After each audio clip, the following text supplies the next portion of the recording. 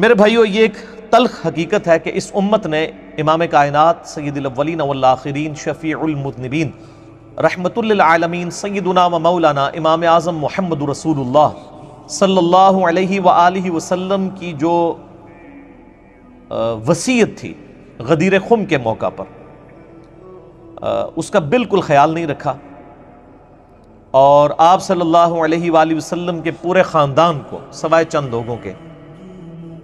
اور اس میں بھی ٹاپ آف دا لسٹ سیدنا حسن اور حسین علیہم السلام کو مظلومانہ طریقے سے قتل کیا۔ اور اس کی مثال انسانی تاریخ میں نہیں ملتی کہ امت جو ماننے والی امت ہے، انہوں نے خود اپنے پیغمبر کے ماننے والوں کو، ان کی اولاد کو اس طریقے سے ذبح کیا، والعیاذ باللہ تعالی۔ وہ جو ماہر القادری صاحب کا شعر بھی ہے، ان کے ہاتھوں سے لٹی باغ رسالت کی بہار، جو نمازوں میں پڑھتے رہے صدا صلی علی، یعنی نمازوں میں وہ پڑھتے تھے اللہم صلی علی محمد وعلی آل محمد، لیکن آل محمد کے ساتھ انہوں نے یہ ظلم کیا۔